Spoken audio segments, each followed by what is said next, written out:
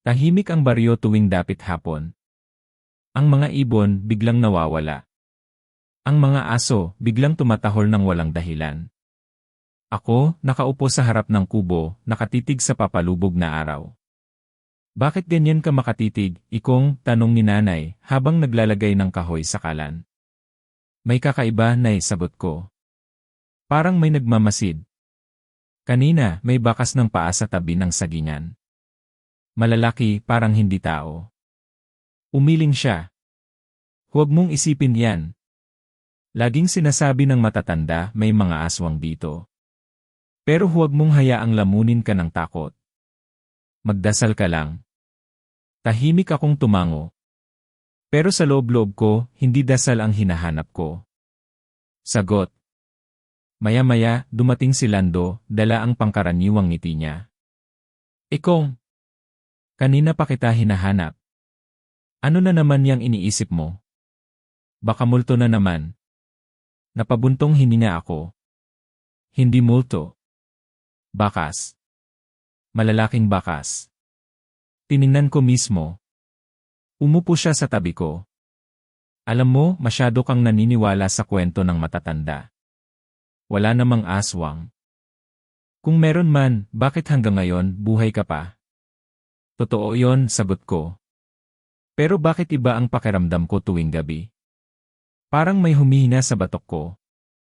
Natawa siya. Baka imagination mo lang. Kung gusto mo, samahan kita mamayang gabi. Tingnan natin kung may nilalang talaga. Tumango ako. Pero napansin ko ang titig niya, hindi biro. Parang may lihim na alam. Kinagabihan, naglakad kami ni Lando sa gilid ng bukid. Ang hangin malamig, ang buwan kalahati lang ang mukha. Tahimik ang paligid maliban sa ingay ng mga kuliglig. Lando, bulong ko, kung sakaling may makita tayo anong gagawin natin. Ngumiti siya. Simple lang. Takbo. Pero kung kaya, haharapin natin. Hindi ba't sabi nila matapang ka? Napatawa ako ng mahina. Matapang. Hindi. Natatakot nga ako ngayon. Bigla siyang huminto. Yale, may naririnig ka ba? Pumintig ang tenga ko. Iyak ng sanggol. Mahina pero malinaw. Narinig mo yon? Tanong ko, nanginginig ang boses. Sagot niya, nakatingin sa dilim. Pero saan galing? Lumakas ang iyak, parang nasa gitna ng palayan. Dahan-dahan kaming lumapit, dala ang lampara. Habang papalapit, pakiramdam ko bumibigat ang hangin. Lando, bakit may sanggol sa gitna ng palayan? Gabi na. Hindi ako sigurado, sagot niya. Pero hindi normal to, pagdating namin sa gitna, tumigil ang iyak. Walang sanggol. Wala ring tao. Wala, sabi ko, halos pabulong. Narinig lang natin. Imposible, bigla niyang tinutok ang lampara sa lupa. Ikong, tingnan mo. Malalaking bakas. Sariwa. Parang paa ng tao, pero mas mahaba, mas mabigat. Napaatras ako. Hindi ito normal. Ngumiti si Lando, pero hindi ngiti ng takot, ngiti ng excitement. Kung totoo ang sabi ng matatanda, baka may aswang talaga. Hinila ko siya. Umalis na tayo. Bago pa lumala. Ngunit bago kami makalayo, umihip ang hangin. Kasabay nito, parang may aninong dumaan sa harap namin, mabilis, mahaba, may pakpak. Lando, sigaw ko, sabay takbo. Huwag, sigaw niya pabalik. Tignan natin. Pero hindi ko na siya pinansin. Tumakbo ako pa uwi, hinihingal, habang ang lampara sa kamay ko, halos mahulog sa panginginig. Pagdating sa kubo, sinalubong ako ni nanay. Ikong, bakit basang-basa ka ng pawis? Anong nangyari? May nakita kami na hindi tao. Nagdasal siya agad, hawak ang rosaryo. Sabi ko na nga ba? Sumpa ang baryong to, ikaw makinig ka. Huwag kang gagala sa gabi ulit. Kahit kasama mo pa si Lando. Natahimik ako. Pero nay, kung totoo ang mga aswang, paano tayo mabubuhay dito? Umiling siya. Ganito na ang buhay dito. Wala tayong magagawa. Pero sa loob ko, alam kong may magagawa. Hindi ako papayag na manahimik lang. Kinabukasan, kinausap ko si Lando. Hindi ba't nakita mo rin? Hindi ako nag-iisa. Tumango siya. Nakita ko. Pero ikong imbes na matakot, dapat maging matalino tayo.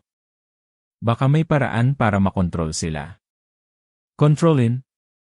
Ano nang ibig mong sabihin? Nagkibit balikat siya. Kung may nilalang, may kahinaan. Kung may aswang, may paraan para gamitin sila. Nag-init ang dugo ko. Baliw ka ba? Paano kung tayo ang patayin? Hindi, sagot niya, malamig ang boses. Hindi tayo. Hindi ako. Napatingin ako sa kanya. Ano nang ibig mong sabihin? Umiti lang siya, walang sagot. Kinagabihan, nagising ako sa alingawngaw ng iyak ulit. Pero ngayon, mas malapit. Parang nasa ilalim ng bintana namin. Dahan-dahan akong sumilip. Wala. Pero ang bakas ng paa, nandun na naman, masariwa, mas malinaw. Pinilit kong bumalik sa banig, pero hindi ako makatulog. Iniisip ko ang sinabi ni Lando. Bakit parang hindi siya natatakot? Bakit parang interesado siya? Kinabukasan, kinausap ko siya ulit. Lando, seryoso ka ba sa sinabi mo kagabi? Alin? Tanong niya. Na baka gamitin natin sila. Ngumiti siya. Bakit hindi? Isipin mo, Ikong. Kung makuha natin ang lihim ng mga aswang, wala nang makakatalo sa atin. Hindi na tayo magiging mahirap. Hindi na tayo magiging alipin ng takot. Umiling ako. Hindi ako papayag. Labanan sila. Pero gamitin sila. Hindi tama. Tumingin siya diretso sa akin. Minsan, Ikong, ang tama at mali depende lang kung sino ang nakikinabang. Hindi ako nakapagsalita. Sa paglipas ng mga araw, mas lalo akong hindi mapakali. Tuwing gabi may bakas. Tuwing gabi may iyak. At tuwing kasama ko si Lando, mas lalo kong nararamdaman na may tinatago siya. Isang gabi, naglakad ulit ako mag-isa. Gusto kong patunayan kung totoo ba talaga. Sa gitna ng dilim, muli kong narinig ang iyak ng sanggol. Nanginginig ako pero hindi tumakbo. Nasaan ka? Sigaw ko. Kung aswang ka, humarap ka sa akin. Biglang tumigil ang iyak. Tumahimik ang paligid. At doon, sa gilid ng mga puno, nakita ko mga matang pulang-pula nakatitig sa akin. Bumigat ang dibdib ko. Gusto kong tumakbo pero parang may pumipigil. Lumabas ka, sigaw ko ulit, halos mabaliw na sa takot. Ngunit bago pa ito gumalaw, narinig ko ang boses ni Lando mula sa dilim. Ikong, ano nang ginagawa mo dito mag-isa? Napalingon ako. Nakatayo siya, nakangiti, hawak ang lampara. Lando, nandito sila, pabulong kong sabi. Umiti siya, mas malalim. At handa na akong makilala sila. Nanlamig ako. Hindi ko alam kung kaibigan ko pa ba siya o kasama ko na rin siya sa dilim. Maaga akong nagising pero mabigat ang pakiramdam ko. Hindi pa rin mawala sa isip ko ang mga matang pulang-pula na nakita ko kagabi. Habang nakaupo ako sa labas ng kubo, dumating si Kaatong, ang matandang albularyo ng baryo. Anak, sabi niya, mabagal ang tinig.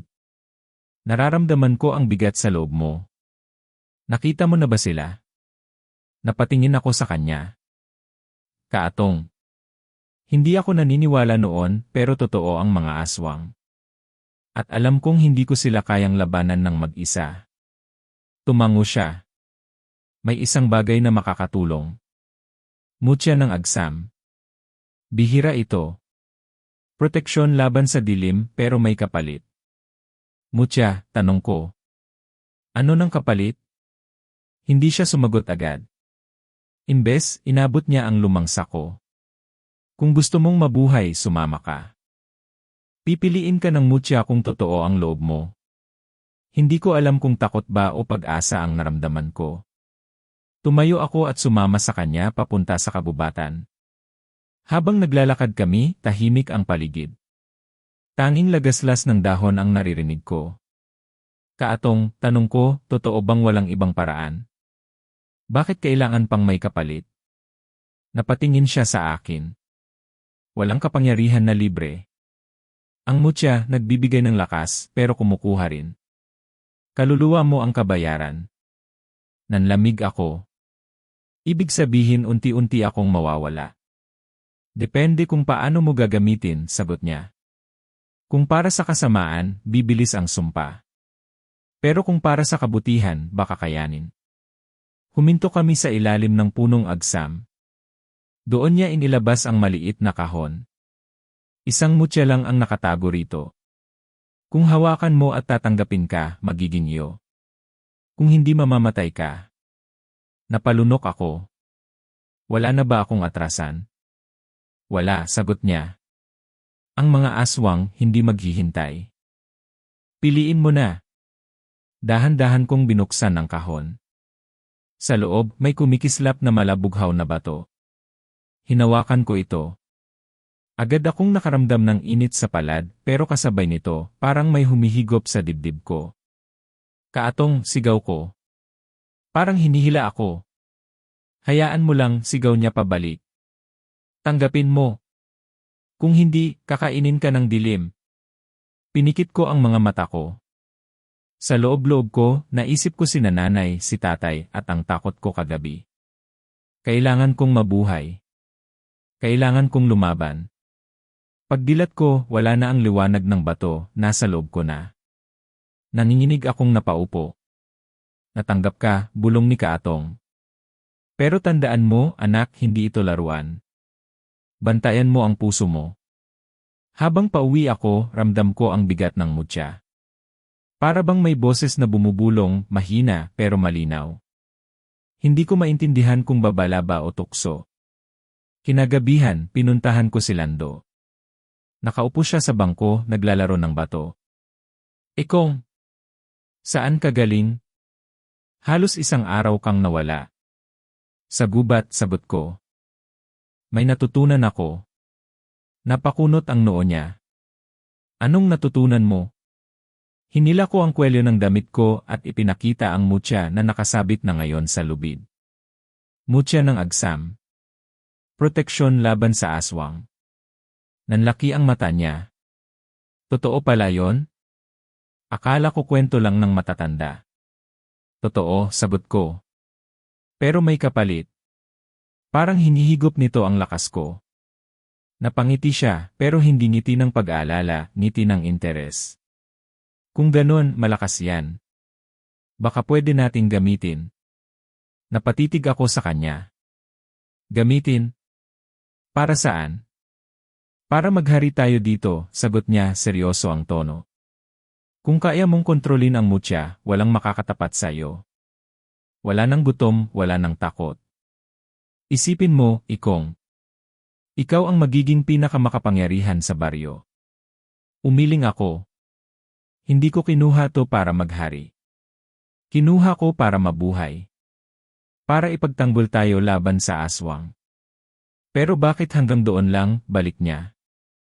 Kung may kapangyarihan ka na, bakit hindi mo gamitin lahat? Sayang, Ikong. Naramdaman ko ang bigat sa dibdib ko. Lando, hindi mo naintindihan. Hindi ito laruan. Kapalit nito, kaluluwa ko. Tumawa siya. Kaluluwa. Sino ba ang may pakialam sa kaluluwa kung makakamit mo ang lahat? Nanlamig ako sa sinabi niya. Lando, hindi tama yan. Nag-iba ang tingin niya sa akin. Kung ayaw mong gamitin, ako na lang. Ibigay mo sa akin ang mutya. Napaatras ako. Hindi pwede. Ako ang pinili nito. Pinili ka, ulit niya halatang naiinggit. Bakit ikaw? Dahil ba mahina ka? Dahil ba takot ka? Ako ang dapat may ganyan. Nanginginig ang kamay ko. Lando, kaibigan kita. Pero huwag mong pilitin. Hindi ko ito bibitawan. Huminga siya ng malalim sa kangumiti ng pilit. CJ, kaibigan na tayo. Hindi kita pipilitin ngayon. Pero ramdam ko sa boses niya ang pagkukunwari. Hindi ko na siya mapagkatiwalaan. Pag-uwi ko, nagdasal si nanay. Anak, ano nang dala mo? Ang aura mo mabigat. Umupo ako sa tabi niya. Mutya, nay. Para hindi tayo malapitan ng aswang. Hinawakan niya ang kamay ko. Kung proteksyon, mabuti. Pero anak, huwag mong hayaang lamunin ka niyan. Hindi lahat ng kapangyarihan kaloob ng Diyos. Tumango ako, pero hindi ko alam kung kaya ko pang sundin ang payo niya. Sa bawat pintig ng mutya, ramdam ko ang paghila ng dilim. At sa bawat ngiti ni Lando, ramdam ko ang inggit na unti-unting nagiging panganib. Sa gabing iyon, habang nakahiga ako, narinig ko ulit ang bulong mula sa loob ng mutya. Hindi ko maintindihan ang salita, pero malinaw ang pakiramdam, hindi pa tapos ang laban. At doon ko napagtanto, hindi lang mga aswang ang kalaban ko. Pati ang taong pinakamalapit sa akin, baka siya mismo ang magbenta ng kaluluwa ko. Nasa harap ako ng kubo, nakaupo sa lumang bangko. Tahimik ang paligid, pero mabigat ang hangin. Hawak ko ang mutya, iniikot sa aking mga daliri. Bakit ba parang may nag-aabang, bulong ko sa sarili. Biglang umingay ang mga aso. Sunod ay malalakas na yabag, parang mabibigat na paa na humahampas sa lupa. Sumunod ang tunog ng pakpak, malakas, mabilis, parang hangin na pumuputol sa gabi. Nandito ka ba? Sigaw ko, pilit pinapakalma ang boses ko. Mula sa dilim, may lumitaw. Mata niyang pulang-pula, mga kuko niyang mahahaba, at bibig na puno ng matutulis na ngipin. Nakangisi siya na parang sabik na sabik. Diyos ko, bulong ko na paatras. Tumalon siya, mabilis at mabangis. Tumutok siya diretso sa akin. Pero bago niya ako maabot, biglang kumislap ang mutya sa dibdib ko. Parang kidlat na pumutok at umatras ang nilalang, sumisigaw sa sakit. Humihinal ako. Totoo ka nga, hindi ito bangungot. Hindi na ako naghintay. Tumakbo ako papunta sa bahay ni Lando, halos madapa sa pagmamadali. Pagdating ko, kumakatok ako ng malakas. Lando! Buksan mo! Lumabas siya, dala ang ilawan. Ikong! Anong nangyayari? Para kang hinahabol ng demonyo. Higit pa sa demonyo, sigaw ko, pawis na pawis. May nilalang sa labas ng kubo. Aswang, Lando. Tinangka akong lapain. Napatitig siya sa akin. Sigurado ka ba? Baka anino lang. Hindi anino, balik ko agad. Nakita ko. Kuko, mata, ngipin. Tumalon siya sa akin pero umatras ng lumiwanag ang mutya. Napangiti siya, imbes na matakot. Kung ganun totoo nga. Gumagana ang mutya. Lando, galit kong sigaw. Bakit parang natutuwa ka pa? Halos mamatay na ako. Umupo siya sa bangko, kalmado. Ikong, isipin mo. Kung kaya mong paatrasin ang aswang gamit ang mutya, ibig sabihin may kapangyarihan ka na. Hindi mo ba nakikita? Hindi ka biktima. Isa kang may hawak ng lakas. Napakuyom ako ng kamao. Lakas? Halos lamunin na ako. Kung wala ang mutya, bangkay na ako ngayon. Pero buhay ka, hindi ba? Sagot niya. At kung nagawa mong iligtas ang sarili mo, ibig sabihin kaya mo ring kontrolin sila. Umiling ako. Hindi ko sila gustong kontrolin. Ang gusto ko lang mabuhay. Kung mabubuhay ka lang sa pagtatago, talo ka pa rin, balit niya. Ikong, isipin mo. Kung gamitin natin to, wala nang makakatakot sa atin. Hindi lang tayo basta-basta. Kaya nating maging hari dito. Napatitig ako sa kanya. Hari? Iyan na naman ang iniisip mo. Hindi mo ba naririnig ang sinasabi ko? Pumatay sila ng tao, Lando. Kung hindi ako nakaligtas, patay na ako. Tahimik siya sandali. Pagkatapos, ngumiti ulit. Kaya nga kailangan natin silang pag-aralan. Kung ang mutya ay sandata, bakit hindi natin gamitin? Nanginig ang dibdib ko sa galit at takot. Hindi mo naiintindihan. Hindi ito laruan. Hindi ito para sa ambisyon. Para ito sa kaligtasan. Napatayo siya, nakatingin sa akin ng matalim. Kung hindi mo gagamitin, baka iba ang gagamit. Ano nang ibig mong sabihin? Tanong ko, nanginginig ang boses. Umiti siya ng malamig. Sabi mo nga, hindi lahat pinipili ng mutya. Pero kung hawak mo na, baka may paraan para maagaw. Nanlamig ako. Huwag mo akong takutin, Lando. Huwag mo rin akong maliitin, sagot niya. Kaibigan kita, pero hindi ibig sabihin ay hindi ko kayang kunin ang dapat sa akin. Natahimik ako. Para akong binuhusan ng malamig na tubig. Bakit ba ganito ka magsalita? Tanong ko, halos pabulong. Kaibigan ba talaga kita, o matagal mo na akong tinitingnan bilang hadlang? Hindi siya sumagot agad. Sa halip, tumalikod siya. Magpahinga ka na, Ikong. Bukas, baka mas malinaw na ang isip mo. Umalis ako, dala ang bigat sa dibdib. Habang naglalakad pa uwi, naririnig ko pa rin ang yabag ng halimaw kanina, ang tunog ng pakpak. Hindi iyon imahinasyon. Totoo ang banta. Pero higit pa roon, totoo rin ang duda ko kay Lando. Pagdating ko sa kubo, sinalubong ako ni nanay. Anak, bakit namumutla ka? May nangyari ba? Niyakap ko siya agad. Naimuntik na akong mamatay. Nagulat siya. Ano nang ibig mong sabihin? Aswang, Nay. Tumalon siya sa akin. Kung wala ang mutya, wala na ako. Humikbi siya habang hawak ang rosaryo. Sabi ko na nga ba? Laging may masama sa paligid. Diyos ko, iligtas mo ang anak ko. Napahina ako ng malalim. Nay, kailangan kong maging handa. Hindi ko alam kung sino pa ang kakampi ko. Kahit si Lando, hindi ko na alam kung mapagkakatiwalaan ko. Anak, mag-ingat ka, sagot niya. Minsan, mas delikado ang tao kaysa halimaw. Natigilan ako.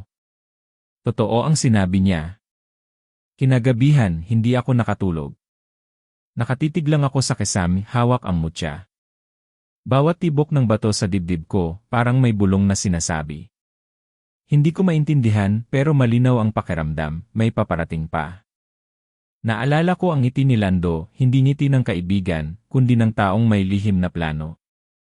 Kung tama si nanay, bulong ko, baka nga mas matindi pa ang taksil kaysa sa halimaw. At doon nagsimula ang pagdududa. Hindi ko alam kung kaibigan ko pa ba si Lando o siya mismo ang magdadala sa akin sa kapahamakan. Hindi ako mapakali mula ng gabing muntik na akong lapain ng aswang. Pero higit pa roon, hindi mawala sa isip ko ang paraan ng pagsasalita ni Lando, ang malamig na ngiti, ang mga salitang tila may lihim na tinatago. Kaibigan ba talaga siya? Tanong ko sa sarili, habang naglalakad sa kakahuyan. Isang gabi, sinundan ko siya. Tahimik akong nagkubli sa likod ng mga puno. Nakita ko siyang may kausap, hindi taga-baryo.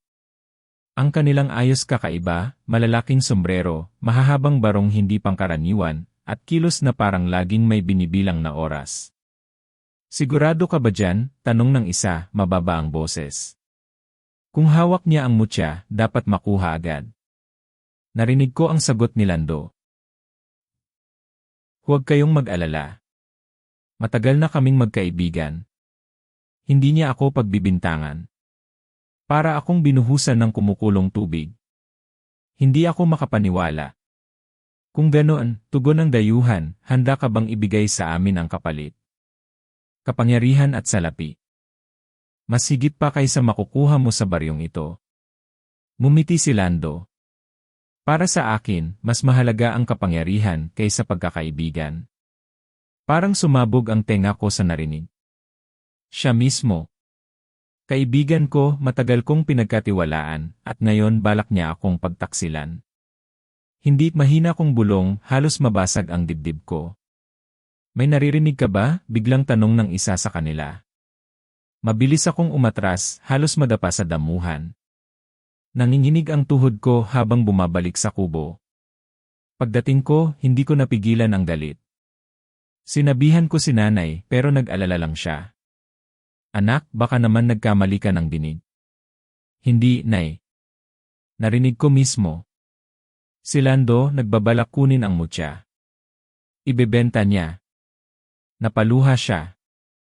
Anak, kung ganon, kailangan mong mag-ingat. Huwag kang basta lalapit sa kanya. Pero hindi ako nakatiis. Kinabukasan, hinanap ko siya. Nasa ilog siya, nag-igib ng tubig. Lando, tawag ko malakas. Lumingon siya, tila nagulat. Ikong. Aba, ang aga mo namang gumising. Lumapit ako, diretso ang tingin. May narinig ako kagabi. Umangat ang kilay niya. Narinig? Tungkol saan? Huwag ka nang magkunwari, sigaw ko. Narinig ko kayong nag-uusap ng mga dayuhan. Narinig ko ang plano niyo tungkol sa mutya. Tahimik siya sandali bago ngumiti. Ay. So nakikinig ka pala. Bakit, Lando? Akala ko ba kaibigan kita? Akala ko ba magkasama tayong lalaban sa mga aswang? Umiling siya, tumawa ng mahina. Ikong. Napaka-inosente mo talaga. Hindi mo alam ang halaga ng hawak mo. Ang mutya hindi lang pananggalang. Isa itong susi. May kayamanang nakatago, may kapangyarihang higit pa sa buhay at kamatayan. Kayamanan. Kapangyarihan. Iyan ba ang dahilan kung bakit mo ako ipagkakanulo? Hindi kita ipinagkakanulo, sagot niya malamig. Pinapakita ko lang ang mas malaking mundo. Kung makukuha ko ang mutya, mas malaki ang maibibigay sa atin. Hindi ka ba nagsasawa sa hirap? Hindi ka ba napapagod sa takot? Ito na ang pagkakataon. Hindi ko kailangan ng kayamanang galing sa kasakiman, balik ko agad. Kung ang kapalit ay pagkakaibigan natin, walang halaga yan. Umiling siya. Ikaw lang ang nagbibigkis sa sarili mo. Ako? Matagal ko nang iniwan ang takot. Kapangyarihan ang mas mahalaga. Kapangyarihan para hindi na tayo apihin, para hindi na tayo taguan ng hiwaga. Pero ang kapangyarihan na galing sa kasamaan ay sumpa, Lando, sigaw ko. Hindi mo ba nakikita? Ang mutya mismo, may bigat, may hatak na parang nilalamon ang kaluluwa. Kung ipagbibili mo pa, baka mas lalo lang tayong lamunin ng dilim. Tinitigan niya ako ng diretsyo. Kung hindi mo ibibigay, ako mismo ang kukuha. Nalaglag ang puso ko. Ganun na ba talaga?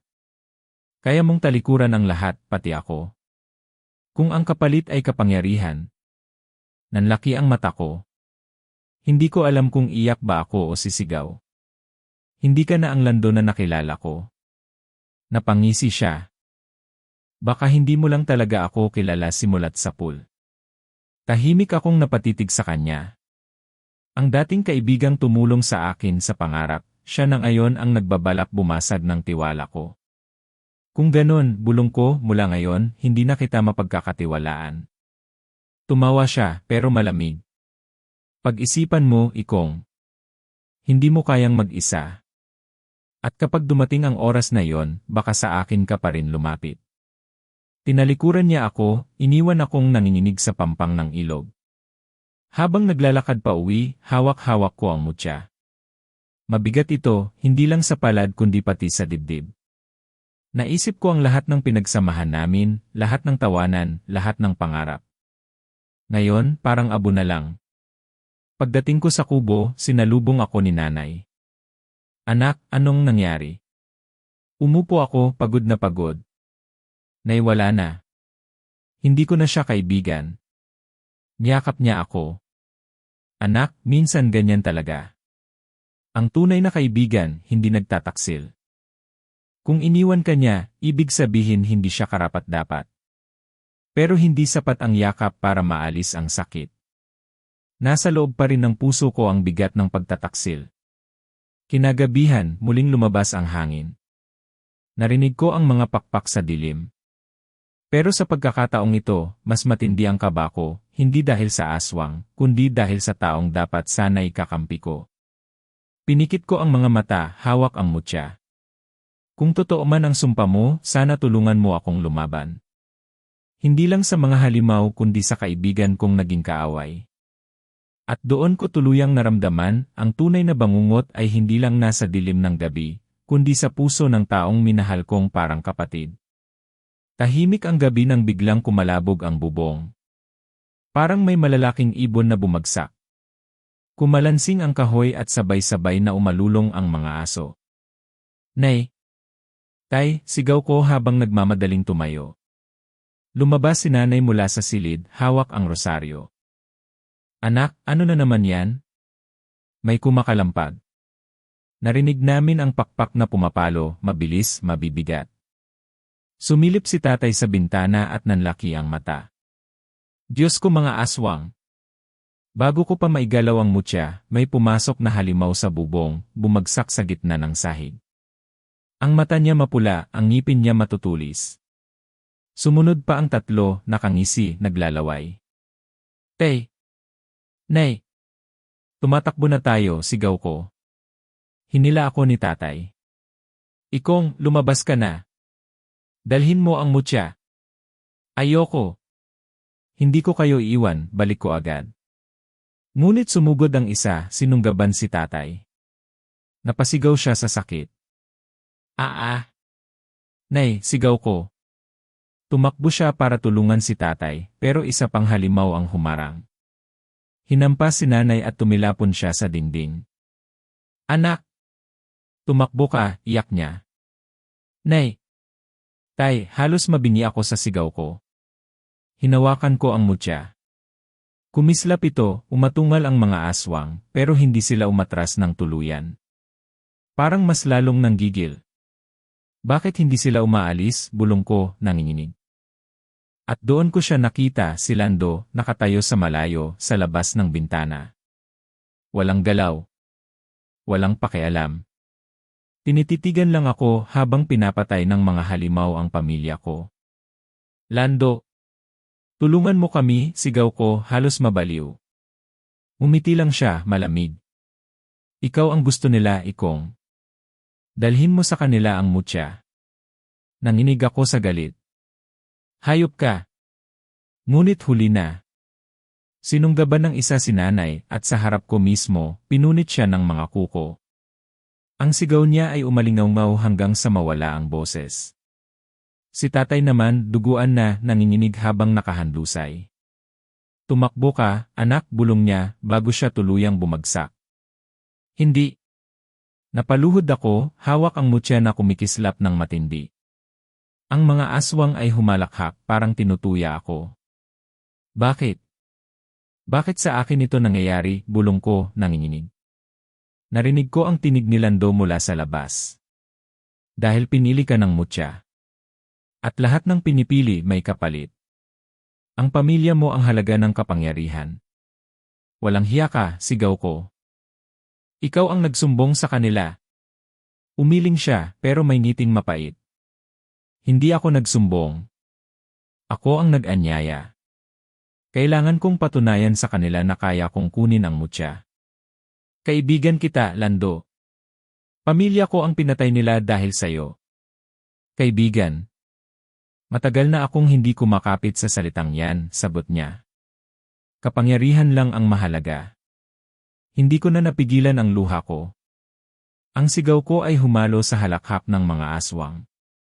Naramdaman kong ang mutya ay mas umiinit, kumikirot sa dibdib ko na para bang nilalamon ang kaluluwa ko. Ano ba talaga ang sumpa mo? Bulong ko sa bato. Umungol ang mga halimaw, muling sumugod. Hinampas ko sila ng liwanag mula sa mutya, at napaatras sila sandali. Pero naramdaman kong unti-unting humihina ang lakas ko. Hindi ko kayang mag-isa, bulong ko.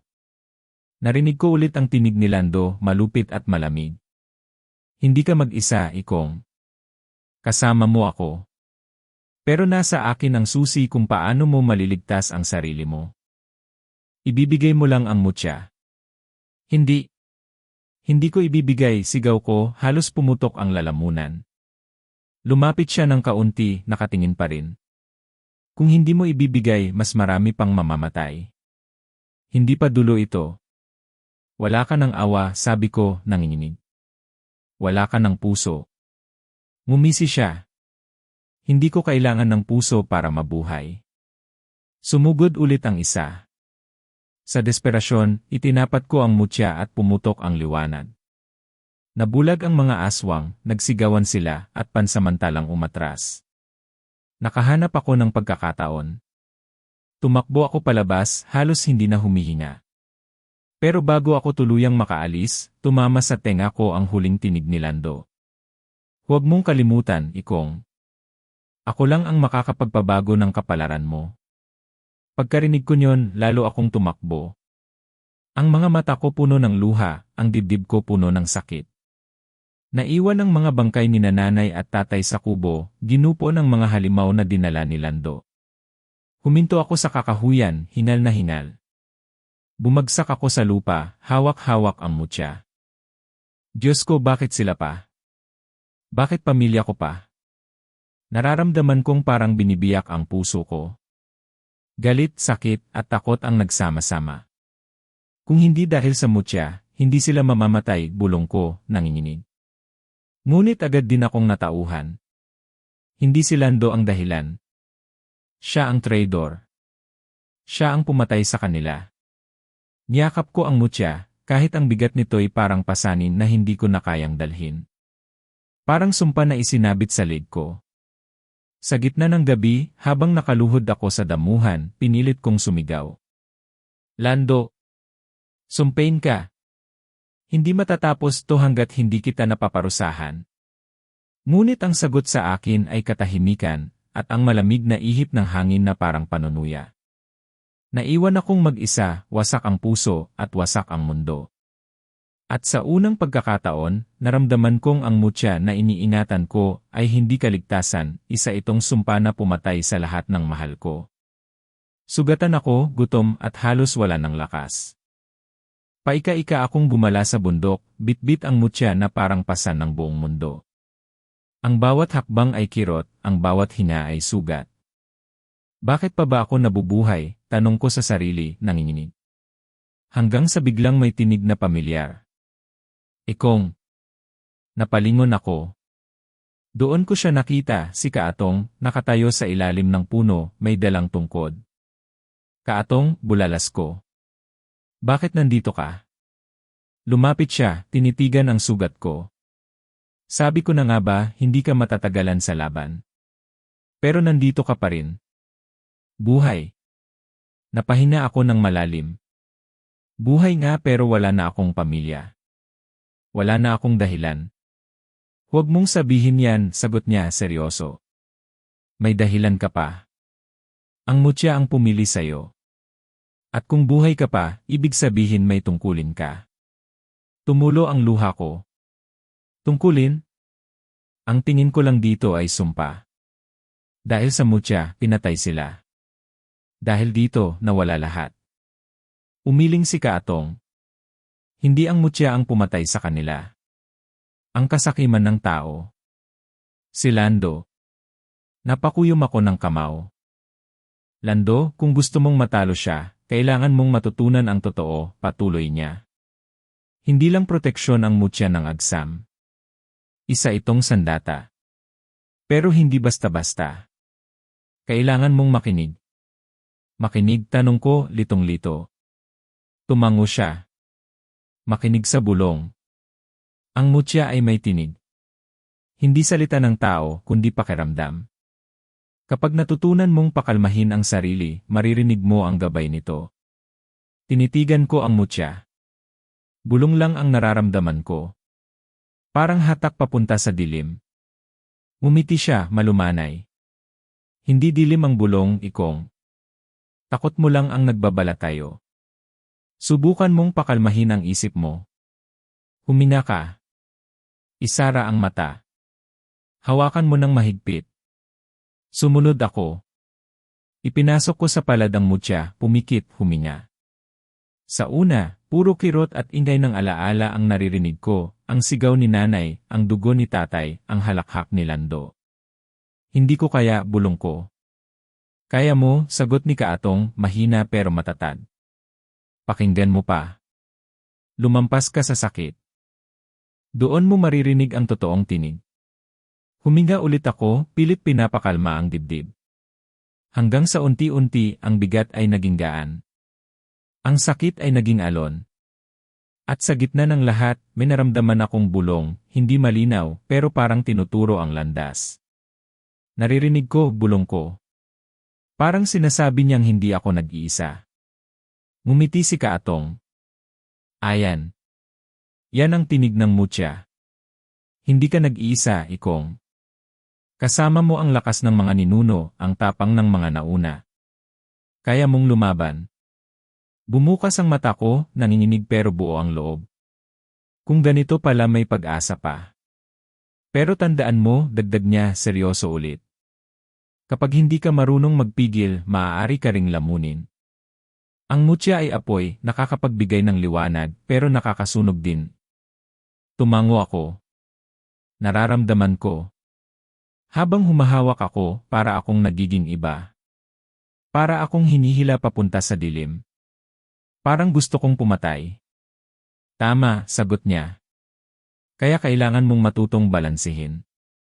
Hindi ka pwedeng magpalamon sa galit. Dahil kapag nagpadala ka, magiging halimaw ka rin. Tahimik akong napayuko. Ang galit ko kay Lando ay apoy na hindi mapatay. Pero tama si Kaatong, kung hindi ko ito makokontrol, baka maging tulad din ako ng mga nilalang na kinamumuhian ko. Kaatong, tanong ko, paano ko siya haharapin? Paano ko babayaran ang ginawa niya? Tiwala, sagot niya. Sa mutya, pero higit sa lahat, sa sarili mo. Hindi lakas lang ang kailangan mo, kundi tapang ng puso. Tandaan mo, ang tunay na sandata ay hindi bato sa kamay, kundi puso sa dibdib. Napatingin ako sa langit. Nay, tay kung naririnig niyo ako, pangako, lalaban ako. Handa ka na ba? Tanong ni Kaatong. Hindi ako agad sumagot. Huminga muna ako ng malalim. Hindi pa ako handa pero handa na akong magsimula. At kung darating ang oras, hindi ako atras. Tumango siya, umiti ng bahagya. Iyan ang tunay na mandirigma. Kinabukasan, tinuruan niya ako. Tinuruan akong humawak ng sibat, gumamit ng itak, at sabayan ito ng lakas ng mutya. Sa bawat galaw, kailangan kong huminga ng malalim, makinig sa bulong, at kontrolin ang galit. Isipin mo na lang nakasama mo ang liwanag, sabi niya habang nag-ensayo kami. Huwag mong hayaang kainin ka ng dilim. Ngunit hindi madali. Sa bawat saksak at bawat hampas, nararamdaman kong mas lumalakas ako. Pero kasabay niyon, mas lumalalim ang uhaw sa dugo. Kaatong, sabi ko minsang huminto kami, kung patuloy akong gumagamit nito, baka maging halimaw din ako. Tumitig siya ng diretsyo. Ikaw ang pipili. Ang mutya ay kasangkapan lamang. Hindi ito ang gumagawa ng desisyon, ikaw ang may hawak ng kapalaran mo. Napaisip ako. Totoo nga. Hindi ang bato ang may sala, kundi ang taong humahawak. Sa mga sumunod na araw, unti-unti kong naramdaman ang pagbabago. Hindi lang lakas, kundi tibay ng loob. Kapag pinapakalma ko ang sarili, naririnig ko ang mga bulong na nagbibigay gabay. At sa tuwing naririnig ko yon, parang nararamdaman ko sina nanay at tatay na hindi tuluyang nawala. Pero sa gabi, kapag mag-isa ako, naroon pa rin ang dilim. Naroon pa rin ang tinig na humihila sa akin, nagsasabing pumatay, gumanti, wasakin ang lahat. Hindi ako bibigay, bulong ko sa sarili. Hindi ako magiging halimaw. Isang gabi, kinausap ako ni Kaatong bago kami matulog. Ikong, tandaan mo. Hindi ako laging nandito. Darating ang araw na ikaw lang ang lalaban. Kapag dumating na ang sandaling iyon, huwag mong kalimutan, hindi ka nag-iisa. Umiti ako, kahit mabigat pa rin ang puso ko. Salamat, Kaatong.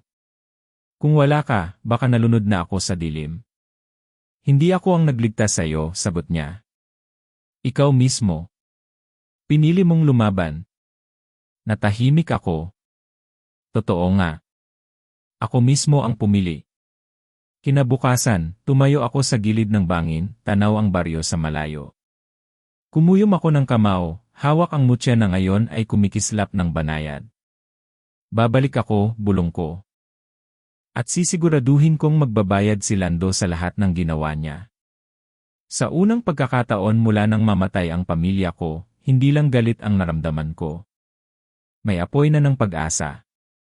At handa akong harapin ang apoy ng mutya, kahit ang kapalit ay sarili kong kaluluwa. Tahimik ang paligid nang marating ko ang lumang kubo sa gilid ng ilog. Ang malamig na simoy ng hangin ay parang nagbabadya ng bagyo. Hawak ko ang mutya sa aking palad, kumikislap ng banayad na tila handang sumabay sa tibok ng puso ko. Nasa loob si Lando. Naririnig ko ang pag-ubo niya, ang tunog ng kanyang paglalakad. Lando, tawag ko, mahigpit ang tinig. Alam kong nandyan ka. May kaluskos, tapos lumabas siya mula sa dilim ng kubo. Maputla siya, pero ang mga mata niya ay matalim pa rin. Akala ko hindi ka na babalik, sabi niya, nakangiti. Bakit hindi ako babalik, sagot ko. Nandito ka. Ikaw ang dahilan ng lahat. Humalakhak siya ng mahina. Ikong hindi mo naiintindihan. Wala akong choice. Walang choice, halos mapasigaw ako. Pumatay ka. Sinakripisyo mo ang pamilya ko. Umiling siya.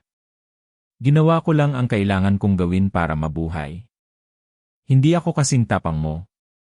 Hindi ako handang mamatay para sa baryo na walang pakialam sa atin. Hindi totoo yan, singhal ko. May choice ka, Lando. At ang pinili mo ay kapangyarihan. Sandaling natahimik siya, saka ngumiti ng pilit. Kapangyarihan lang ang paraan para mabuhay sa mundong to, wala nang iba. Lumapit ako ng isang hakbang. Hindi kita tatantanan. Hindi mo ako maluloko. Hindi kita niloloko, sagot niya, mas lumalim ang boses. Kung nakita mo lang kung paano nila ako inalok ng pagkakataon, isang buhay na walang gutom, walang takot, siguro maiintindihan mo. Maiintindihan? Umiling ako, luha ang namuo sa mata. Kahit kailan hindi ko maiintindihan ang pagtatraidor mo. Nag-iba ang ekspresyon niya mula ngiti tungo sa malamig na galit. Kung ganun wala na tayong dapat pag-usapan. Mula sa kanyang bulsa, inilabas niya ang isang itim na anting-anting. Madilim ang liwanag nito, parang apoy na kulay uling. Anong ginagawa mo, Lando? Bulalas ko, umatras ng kaunti. Umiti siya ng mapanganib. Ito ang regalo ng mga kasama ko. Hindi ka mananalo. Kumislap ang anting-anting at biglang lumakas ang hangin sa paligid.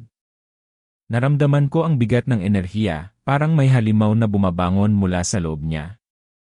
Lando, sigaw ko. Hindi mo kailangang gawin to. Pero gusto kong gawin, sagot niya, sabay biglang umatake, mabilis ang galaw na parang hayop. Nakahanda ako. Kumislap ang mutya ng agsam sa palad ko at nagtagpo ang lakas namin. Ang unang hampasan ay parang lindol, sumabog ang lupa, umalingaw-ngaw ang tunog ng tama. Ano ba talaga ang gusto mo? Sigaw ko habang naglalaban kami. Kalayaan, sigaw niya pabalik. Ayoko nang maging alipin ng takot. Kalayaan ba ang tawag mo sa pagtataksil? Hindi siya sumagot. Sa halip tumawa siya at muling sumugod. Tinamaan ako sa balikat ng kanyang kamao na may lakas ng anting-anting. Napaluhod ako pero agad akong bumangon. Huwag mong isipin na kaya mo akong tapusin, sabi ko, hingal ang dibdib.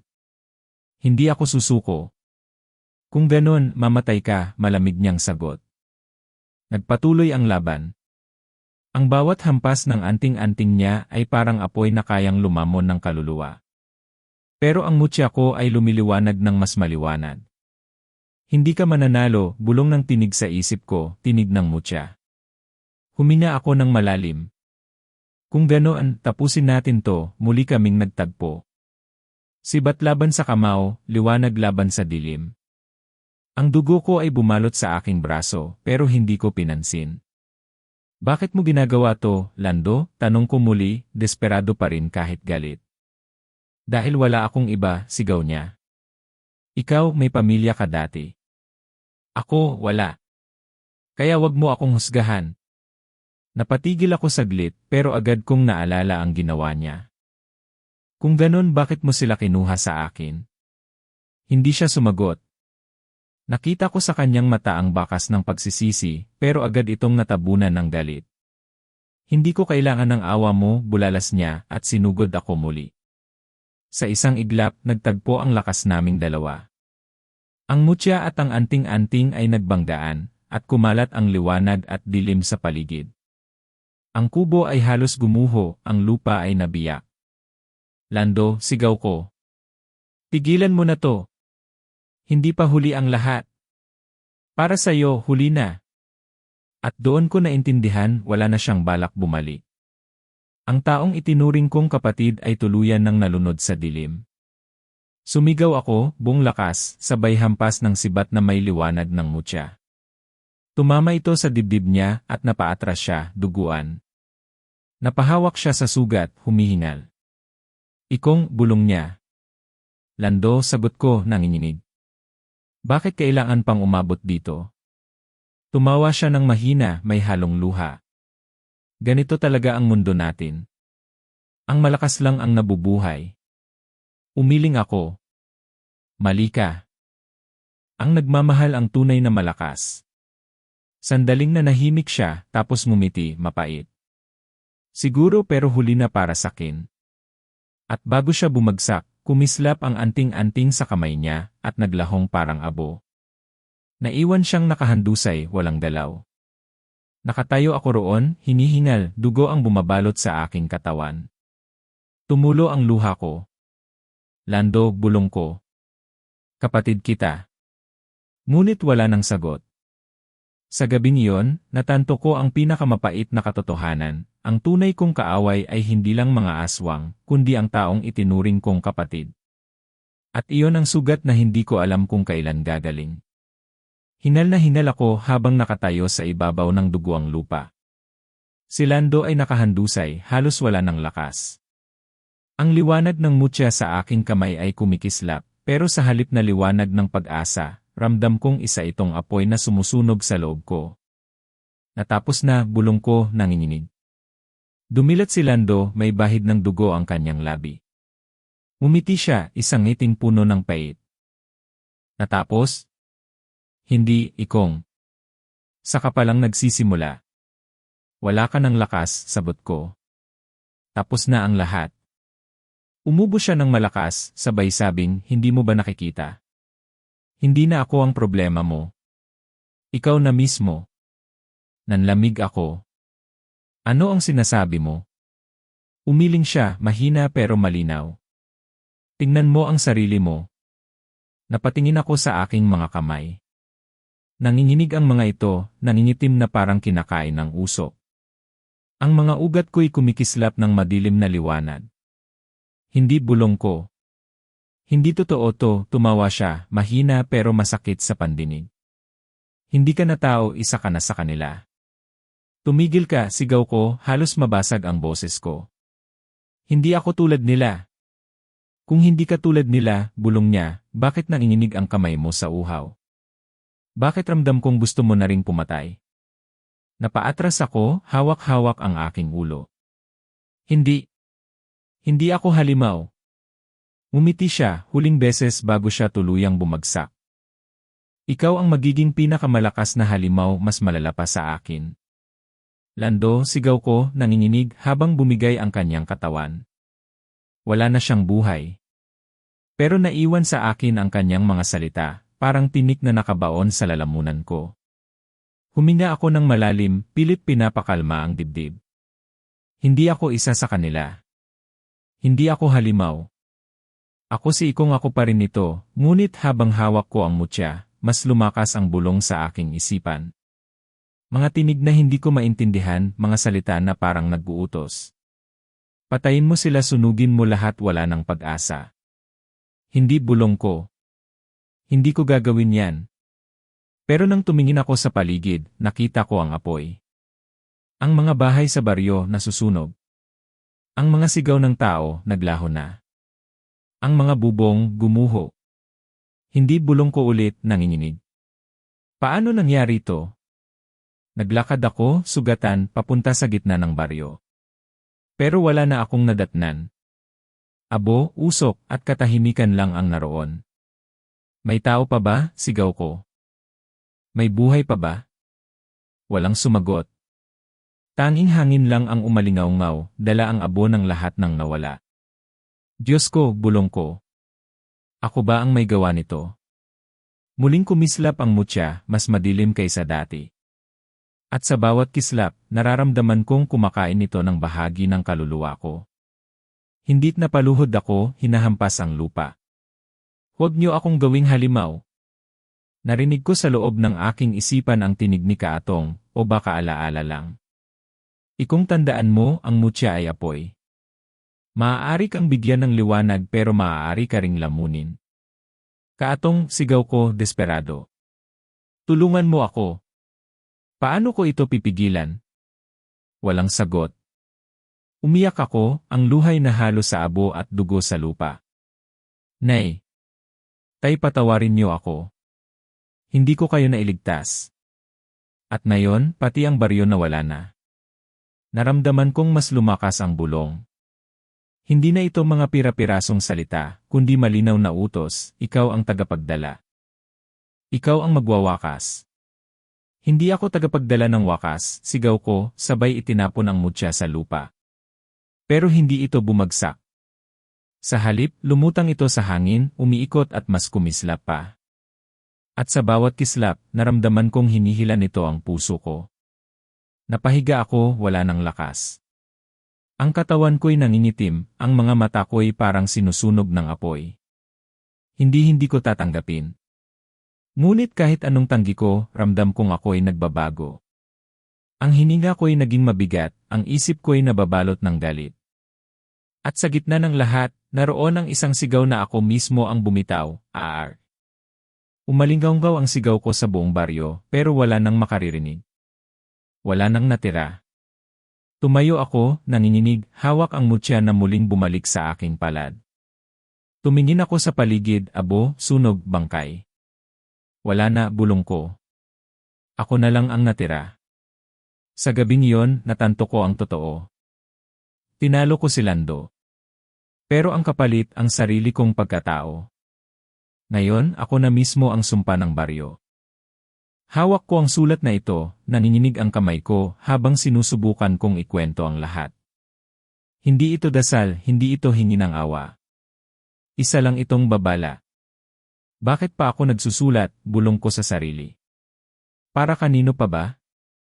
Naririnig ko sa loob ng utak ko ang mga tinig, mga boses ng mga napatay, mga sigaw ng kahapon. At sa pagitan ng mga tinig, may isa na paulit-ulit, ikong, huwag mong itigil. Sabihin mo ang totoo. Kaya nga, sagot ko, kahit ako lang ang nakakarinig. Sabihin ko ang lahat kahit masakit. Isinusulat ko ngayon kung paano ako naging antingero, tagapagdala ng mutya ng agsam. Akala ko proteksyon ito. Akala ko gabay ito. Pero ang totoo, kapalit nito ay ang sarili kong pagkatao. Bakit ako? Tanong ko minsan kay Kaatong noon. Bakit ako ang pinili? Naririnig ko pa rin ang kanyang tinig sa alaala. Dahil ikaw ang may tapang. Pero tandaan mo, ang tapang ay manipis na linya lamang mula sa kasakiman. Kasakiman, bulong ko habang sinusulat ang salita. Iyon pala ang totoo. Lando. Ang pangalan niya ay parang sugat na hindi gumagaling. Siya ang kapatid na pinili ko, ang kaibigang pinagkatiwalaan ko. At siya rin ang tumapos sa lahat ng mahal ko. Bakit mo ginawa, Lando? Tanong ko noon sa kanya, sa huling pagkakataon. Naririnig ko pa ang sagot niya, malamig at walang damdamin, dahil mas mahalaga ang kapangyarihan kaysa pagkakaibigan. Ngayon, naiintindihan ko na. Ang kapangyarihan ay lason. At ang lason na yon, unti-unting pumasok sa dugo ko hanggang hindi na ako naiiba sa kanila. Hindi ako halimaw, lagi kong sinasabi sa sarili ko. Pero kapag tumingin ako sa tubig, kapag nakikita ko ang refleksyon ng aking mga mata, mapupula, mabangis, wala na akong masabi. Ang halimaw ay ako mismo. Kung may makakabasa nito, isinulat ko, pinipigil ang panginginig, tandaan nyo, huwag nyo sanang hayaan na lamunin kayo ng mutya. Naramdaman kong biglang lumakas ang bulong mula sa bato. Para bang ayaw nitong ilabas ko ang sikreto. Tumahimik ka, sigaw ko, sabay hampas ng kamay sa mesa. Kumislap ang mutya, parang humahamon. Hindi mo na ako makokontrol, sabi ko, kahit alam kong kalahati ng sarili ko ay kasinungalingan na.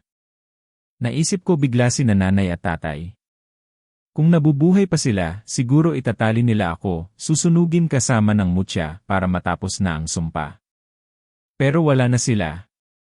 Ako na lang. Ako na lang ang natira. Hindi ko alam kung dapat pa akong mabuhay, bulong ko. May sagot na dumating mula sa loob ko, parang boses ni Lando. Mabubuhay ka dahil gusto mong mabuhay. Dahil gusto mong makapaghiganti pa. Hindi, sagot ko agad, halos mabaliw. Tapos na ang paghihiganti. Wala na akong pinaghihigantihan. Ako na lang ang kalaban. Napahinto ako sa pagsusulat, hawak ang ulo. Bakit parang ako mismo ang sinusumpa ng bawat salita? At doon ko napagtanto, ito ang huling kwento ko. Ang huling pag-amin ng taong naging halimaw. Isinulat ko, betrayal, galit, paghihiganti, lahat ng iyon ay kumain sa akin. Hanggang sa ako mismo ay naging halimaw. Kung iniisip niyo na ang mga aswang ay nasa dilim, nagkakamali kayo. Minsan, nasa tabi niyo lang sila. Minsan, nasa loob ninyo mismo. Napahinto ulit ako, huminga ng malalim. Tumulo ang luha ko, nahulog sa papel, at kumalat ang tinta. Kung mababasa mo to, isinulat ko, siguro ibig sabihin ay natapos ko na rin ang laban. O baka wala nang natira kundi abo. Kinuha ko ang mutya, tinitigan. Ang liwanag nito ay hindi na maliwanag, madilim, parang nag-aapoy na itim. Sa simula, tinulungan mo ako, sabi ko sa bato. Pero sa huli, ikaw din ang kumain sa akin. Narinig ko ang bulong, mas malinaw kaysa dati, hindi ako ang kumain sa'yo.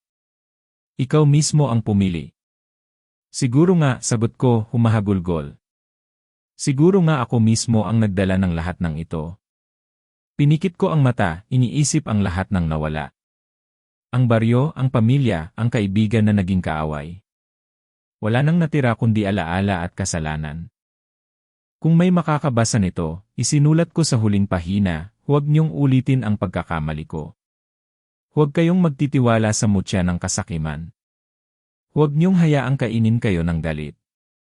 Dahil kapag nangyari yon, hindi na kayo tao, kundi halimaw na rin. Tumigil ako, tinitigan ang mga salitang isinulat ko. Para bang iyon na ang kabuuan ng lahat ng sakit na dinadala ko. Ngayon, bulong ko, ako na lang ang natira. Ako na lang ang kwento. At iyon ang huling pag-amin ko, ang kwento ng isang taong tumanggap ng mutya, at sa huli, tinanggap din ang sumpa.